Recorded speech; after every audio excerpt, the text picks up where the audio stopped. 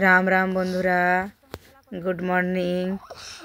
আবার একটা অন্য ভিডিও নিয়ে এসে হাজির হলাম।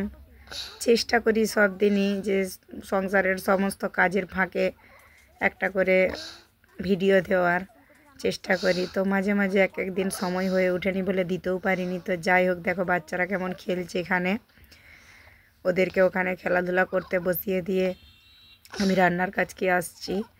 সব দিনই বাড়িতে এখন শীতের মরশুম বলে প্রায় মাছ তো রোজ আছেই, সেই সাথে ফুলকপি মাঝে সাঝেই আসছে, তাই ভাবলাম যে সব দিনই তো করি, আজকে একটুখানি হালকা করে করি, ভিডিওটা একটু দিই। সেই জন্য মাছ আর ফুলকপি দিয়ে তরকারি বানালাম এবং সেটার একটু ছোট করে ভিডিও দিলাম। সব সময় চেষ্টা করি, যেহেতু বাচ্চা খাবে তো তাই আমাদের বাড়িতে একটু হালকা রান্নাই হয়।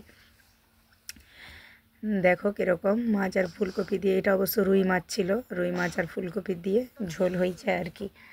আর দেখো এখানে বেটুকে খাওয়াতে বসিয়েছি।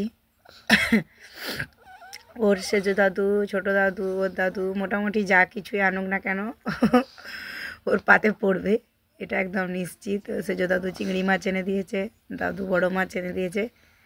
ও খায়, খেতে পছন্দ করে। আসলে একটু গরম গরম ছিল তো ওই জন্যই প্রথমে ভালো খেতে পারছিল না, তো তবে ধীরে ধীরে আস্তে আস্তে ধৈর্য ধরে বসিয়ে খাওয়াতে হয়, খেয়েও নেবে। আমার এইভাবে আমার ভিডিও তোমরা দেখতে থাকো, আমার চ্যানেলকে সাপোর্ট করতে থাকো, বেটুকেও ঢের সারা আশীর্বাদ দিও। আর ওর পাকামো দেখেছো তো কীরকম।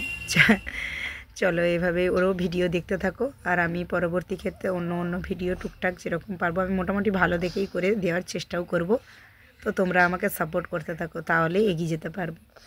চলো ততক্ষণ বেটু খাওয়া দাওয়া করতে থাকো, আজকের মতো টাটা।